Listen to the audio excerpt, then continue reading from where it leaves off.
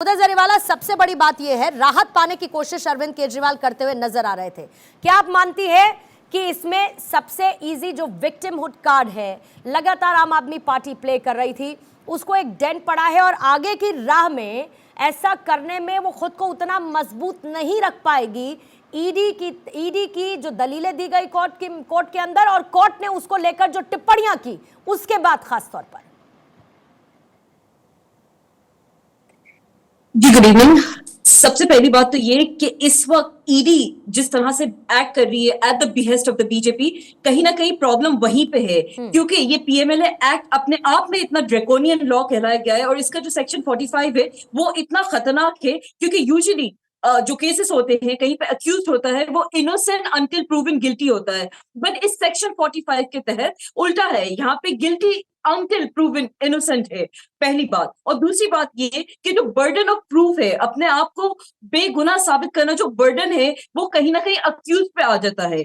और ईडी किस तरीके से back to back Arvind Kejriwal ji के साथ साथ तमाम जितने आम आदमी पार्टी के लीडरान हैं उनको किस तरीके से इसके तहत गिरफ्तार कर रही है, और कहीं ना कहीं जो मनी ट्रेल है वो अभी तक साबित नहीं हो पाई है, जो प्रोसीड्स ऑफ क्राइम है वो एस्टैब्लिश नहीं हो पाए हैं। और अभी हाल फिलहाल में जो संजय सिंह जी को बेल मिली है सुप्रीम कोर्ट के द्वारा, जिसको ईडी अपोज नहीं कर पाई थी, तो इस बात को साफ जाहिर करती है कि ईडी कहने को तो बहुत कुछ कह सकती है कि हमारे पास सारे के सारे अप्रूवल के स्टेटमेंट्स हैं या हमने जो मनी ट्रेल है वो एस्टैब्लिश कर दिया, लेकिन जब तक ईडी इन सारे चीजों को कहीं कोर्ट में प्रूफ नहीं करती है तो ये सिर्फ और सिर्फ कहीं ना कहीं ईडी के टॉल क्लेम्स होंगे, क्योंकि at the end of the day जो टाइमिंग है इस अरेस्ट का वो जाहिर सी बात है बहुत बहुत मैटर करता है, चाहे इसमें ईडी कुछ भी करे। और कहीं नहीं कह रही है मैम, कोर्ट ने कह दिया है, कोर्ट ने कह दिया है कि आरोपी तय नहीं करेगा कि जांच किस तरीके से होगी, और क्योंकि सिर्फ चुनाव सर पर है तो कानून अपना काम करना बंद नहीं कर देगा। ये दिल्ली हाई कोर्ट ने कहा, ये ईडी नहीं कह रही है, ये बीजेपी नहीं कह रही है, ये आप नहीं कह रही है, ये कांग्रेस नहीं कह रही है, ये आम आदमी पार्टी नहीं कह रही है, ये कोर्ट ने कहा है। इसी बीच में संजय मिश्रा जी और दुष्यंत नागर जी भी स्टूडियो में इस वक्त आ चुके हैं। आप दोनों का बहुत बहुत स्वागत करती हूँ। दुष्यंत नागर जी, आपके पास आते हो और जो उदय जरीवाला ने कहा उसी को आगे कंटिन्यू करते हुए, यह भी कोर्ट की तरफ से कहा गया कि ईडी ने जो पर्याप्त सबूत पेश किए, जो बयान हमारे पास है, वो ये बयान बताते हैं कि गोवा के चुनाव के लिए पैसा भेजा गया था। हालांकि इसके साथ साथ दिल्ली हाईकोर्ट ने यह भी कहा कि चंदे को लेकर हम कोई फैसला नहीं ले सकते, उसको लेकर हम कोई बात नहीं करना चाहते, लेकिन आम आदमी पार्टी ये कह रही है कि 1 रुपया भी नहीं मिला साहब, और ईडी दलील ये दे रही है कि जब पैसा सारा खर्च ही कर दिया कैंडिडेट्स के लिए तो पैसा तो मिलेगा भी नहीं। देखिए जी, आम आदमी पार्टी की दलीलों में भी देखें तो उन दलीलों में भी दम है। आम आदमी पार्टी कह रही है कि भाई हमारे नेताओं के यहाँ आपने खूब छापा मारा, आपने खूब छानबीन की, सुबह से शाम तक ईडी रही, 5 रुपया नहीं मिला, किसी बैंक अकाउंट में कोई मनी का लेन देन का आज तक साबित नहीं हुआ, तो हम आम आदमी पार्टी के पक्ष को भी अनदेखा नहीं कर सकते। दूसरी तरफ ईडी की भी अपनी उनका भी एक अपना नज़रिया है, वो भी अपनी बात कह रहे हैं।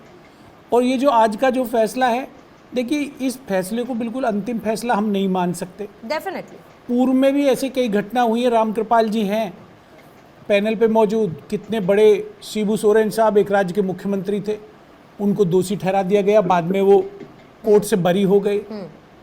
जगन्नाथ मिश्रा जी थे, उनको चारा घोटाले में लोगों ने बड़ी बड़ी बातें करी, वो जेल गए, उसके बाद में वो बरी हो गए। तो ये जिसमें पॉलिटिकल एक पार्टी की साख लगी हुई है, उनके 3-4 मिनिस्टर बंद हैं, मुख्यमंत्री जी बंद हैं, जेल से भारत के इतिहास में पहली बार सरकार चल रही है, उसमें हर पक्ष को आपको गहराई से विश्लेषण करना होगा और सच्चाई तक जाना होगा। नहीं तो जेल से सरकार चल रही है, इसको आप ग्रीन टिक देते हैं क्या? इसको आप ग्रीन टिक देते हैं? और आपको नहीं लगता कि हाई टाइम है कि अरविंद केजरीवाल को नैतिकता के आधार पर कम से कम इस्तीफा दे देना चाहिए? सर देखिए जी, नैतिकता का हर व्यक्ति का अपना एक मूल्यांकन है और तकाजा है। हर व्यक्ति अपने तरीके से सोचता है। वो ये सोच रहे हैं कि भाई मैं मजबूर होके आज मेरे को जेल से सरकार चलानी पड़ रही है, मुझे बिना सबूतों के जेल में डाल रखा है, ये केजरीवाल साहब की सोच है। बिना सबूत होते संजय मिश्रा जी, तो कोर्ट की तरफ से दलीलें आती क्या? कोर्ट ने जो कुछ भी आज कहा कि ईडी ने केजरीवाल के खिलाफ सबूत इकट्ठा किए हैं, वो साजिश में शामिल थे, इन्वॉल्व थे। ईडी ने खुलासा किया कि केजरीवाल आप संयोजक के तौर पर इस केस में शामिल रहे। अगर कोर्ट के पास ये सबूत ईडी की तरफ से दिए गए नहीं होते तो आज क्या कोर्ट इतनी सख्त टिप्पणियां करती? ईडी एम्प्टी हैंड तो चली नहीं गई होगी कि खाली हाथ चली गई होगी कि दिल्ली हाईकोर्ट तो भाई इसी बात पे फैसला दे देगी क्योंकि हम सामने खड़े हैं। ईडी तो एक जांच एजेंसी है ना। पूर्णिमा जी, कोर्ट में पेपर सबमिट किए जाते हैं, जो डॉक्यूमेंट सबमिट किए जाते हैं आईओ की तरफ से, कोर्ट उस पर विश्लेषण करता है, उस पर अपना रिपोर्ट लगाता है। हम बात ही नहीं कर रहे हैं, कोर्ट के विवेक के ऊपर सवाल उठाने का कोई मतलब भी नहीं बनता। कोर्ट का अपना विवेक है, कोर्ट ने कहना है। लेकिन मैं ये कहना चाहता हूँ कि हाई कोर्ट फाइनल नहीं है अरविंद केजरीवाल के लिए। ये डिसीजन था, ये हाई कोर्ट में उन्होंने कि गिरफ्तारी के अगेंस्ट में इन्होंने बोला कि नहीं आपकी वैध है। हम कह रहे हैं सुप्रीम कोर्ट जाएंगे, आम आदमी पार्टी यही कह रही है कि हम सुप्रीम कोर्ट है, उसको लेकर भी उनको दिक्कत थी कि रिमांड कैसे ले ली भाई। हाँ ठीक है, तो हम बोल तो रहे कि इन सारी चीजों को लेकर के सुप्रीम कोर्ट हम जाएंगे। वो हाई कोर्ट का विवेक है, सुप्रीम कोर्ट का विवेक क्या कहता है वो हम देखेंगे। लेकिन सवाल यहाँ नहीं है मनी जी, जो आपने जो नैतिकता की बात की पूर्णिमा जी, ये नैतिकता की बात कहाँ से आ जाती है नरेंद्र मोदी जी की सरकार में? यदि नैतिकता की बात हो, यदि नैतिकता के आधार पर राजनीति की हम बात करें, तो सबसे ज्यादा नैतिकता को यदि किसी ने दांत पे रखा तो वो है नरेंद्र मोदी जी की सरकार। ये सबसे पहले आरोप लगाते, और ये 2015 से खेल शुरू हुआ है। और इसकी पहली शुरुआत हुई हेमंत बिस्वा शर्मा, जो आज असम के मुख्यमंत्री हैं बीजेपी का। उसके बाद शुभेंदु अधिकारी, आरोप लगता है आज वो विपक्ष के नेता है बीजेपी का बंगाल में। उसके बाद आ जाइए अभी हाल फिलहाल प्रधानमंत्री जी आरोप लगाते हैं कि हमने 70,000 करोड़ के घोटालेबाज को पकड़ लिया है, और आप उन्हें उप मुख्यमंत्री महाराष्ट्र बना देते हैं। कौन सी नैतिकता की बात हो रही है देश में? और इन सारी चीजों को देखते हुए मैं कहता हूं यही असल नैतिकता है। मेरे जैसा व्यक्ति लोग खड़े अरविंद केजरीवाल के साथ कि बिल्कुल त्याग पत्र नहीं देना चाहिए। ये तो कोर्ट, ये तो दिल्ली हाई कोर्ट भी कह रहा है ना कि कानून सबके लिए बराबर है। कहां बराबर? कानून सबके लिए बराबर है। ये कोर्ट की टिप्पणी है, ये मेरी नहीं है, ये मेरी नहीं है, ये बीजेपी की नहीं है सर। आप एक तरफ कोर्ट का सम्मान करते हैं, दूसरी तरफ कोर्ट की टिप्पणियों पर आप कहते हैं कि ये कैसे हो सकता है, ये नहीं हो सकता। कोर्ट भी तो किसी आधार पर कह रहा है ना कि भाई कानून सबके लिए बराबर है, क्योंकि सिर्फ चुनाव है। ये कोर्ट की टिप्पणी है ना सर, स्पेसिफिकली मेंशनिंग। मैं तो कोर्ट की टिप्पणियों को ही आधार बनाकर आज चर्चा कर रही हूँ। मैं ये कह रही हूँ आप बनाइए, हम जो देश की जो राजनीति है उसके आधार बनाएंगे। टिप्पणी है उसको आधार में बनाऊंगी, क्योंकि उस पर ना मैं सवाल खड़े कर सकती हूँ ना आप कर सकते हैं। अधिकार है सवाल करना, बिल्कुल नहीं है, जवाब देना मेरा अधिकार है, मैं जवाब दूंगा। लेकिन कोर्ट की टिप्पणियों पर तो ना आप सवाल खड़े कर सकते हैं ना मैं कर सकती हूँ सर। मैं वही कह रही हूँ, और कोर्ट ने कहा तो किसी वजह से ही कहा होगा ना। लेकिन आपने जितने भी नाम गिनाए, लेकिन आपने जितने भी नाम गवाए, अमित तिवारी इसका जवाब देंगे। अमित जी आ जाइए जरा, क्योंकि जितने भी नाम गिनाए गए हैं संजय मिश्रा की तरफ से, आज ये कोई पहली बार तो है नहीं कि नाम उठ रहे हैं, या ये कहा जाता है कि आपकी वॉशिंग मशीन है, मोदी जी नाम का वॉशिंग पाउडर है, आपकी पार्टी में सब आते हैं, सारे के सारे दाग धुल जाते हैं। लेकिन गुनहगार कौन है? अरविंद केजरीवाल हैं। गुनहगार कौन है? मनीष सिसोदिया हैं। गुनहगार कौन है? संजय जी हैं। तो कुल मिलाकर गुनहगार दूसरी पार्टी के, और आपकी पार्टी में जो आए वो एकदम पाक साफ। देखिए, मैं इसका जवाब देता हूं। आपने जब नैतिकता के विषय में इन दोनों से, दुष्यंत जी और संजय मिश्रा जी से जब प्रश्न किया, तो इन्होंने भ्रमित करने का प्रयास किया, इसका नाम उसका नाम, इधर कहना उधर कहना। सवाल ये नहीं है, सवाल आज अरविंद केजरीवाल के विषय में चर्चा हो रही है।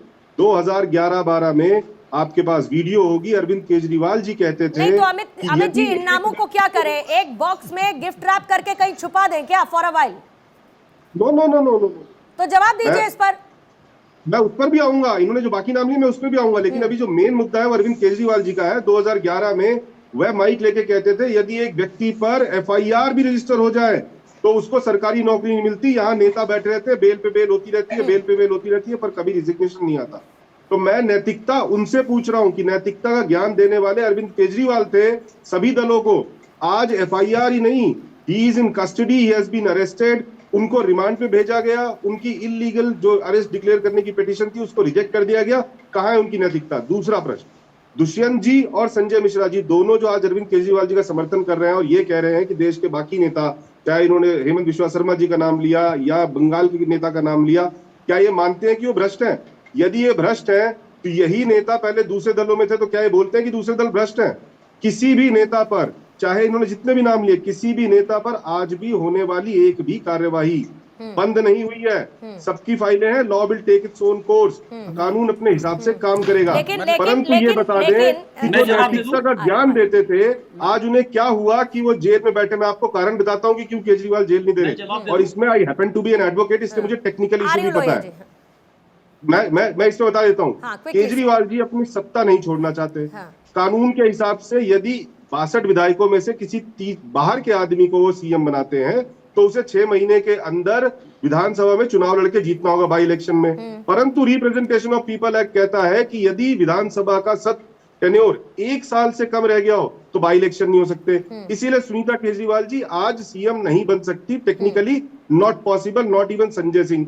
यही कारण है कि वो सत्ता अपने हाथ से नहीं छोड़ना चाहते और इस्तीफा नहीं दे रहे। यही कारण है कि नैतिकता का ज्ञान बांटने वाले आज दुनिया के सामने एक्सपोज हो गए हैं कि सबसे अनैतिक कार्य कर रहे थे। अब दूसरा इसका जवाब संजय जी जल्दी से दीजिएगा, फिर लोहिया जी के पास जाऊंगी। मैं इनकी तरह मैं कहानी नहीं सुनाऊंगा। इसी में मैं ऐड कर देती हूँ कि कह रहे हैं कि किसी की फाइलें बंद नहीं हुई, तो ऐसा तो नहीं है कि उन फाइलों पे धूल जम गई हो कि बाद में हटाएंगे फिर उसके बाद करेंगे। आ रही हूँ लोहिया जी, जल्दी से संजय जी से अमित जी ने बिल्कुल ईमानदारी से एक्सेप्ट किया, किसी के फाइल बंद नहीं किए गए, बस उन पे आरोप तो है, लेकिन किसी को मुख्यमंत्री से नवाजा जा रहा है, किसी को उप मुख्यमंत्री से नवाजा जा रहा है, और एक मुख्यमंत्री को जेल में बंद किया जा रहा है। यही तो देश की जनता के सामने मैं लाना चाह रहा हूं साहब, यही लाना चाह रहा था अमित जी, जो आपने ईमानदारी से ला दिया। आप फाइल मत बंद करिए, आप जांच करिए, विवेचना करिए, आलोचना करिए। ईमानदारी से अमित जी आ रही हूँ। विक्रम जी इसका जवाब आपसे लूंगी, लेकिन सर जल्दी से क्विकली करेंगे। ये जो कह रहे हैं कि नहीं खत्म हुआ, शुभेंदु अधिकारी पे आपने आरोप लगाया था साहब, किसी और ने नहीं लगाया था। हेमंत बिश्वा शर्मा पे आपने आरोप लगाया था साहब, किसी और ने नहीं लगाया था। आपकी सरकार थी, आप सरकार में थे। यानी कहने का मतलब ये है कि इनका षड्यंत्र एक तरीके का है। और केजरीवाल क्यों जेल में है, मैं एक लाइन में उसको मैं बता दूंगा। इनका षड्यंत्र ये है कि पहले हड़काओ, डराओ, धमकाओ, यदि बंदा बीजेपी में आ गया तो बहुत बढ़िया, नहीं तो उसे उठा के जेल में बंद कर दो। एक पहला, लेकिन अरविंद केजरीवाल जेल में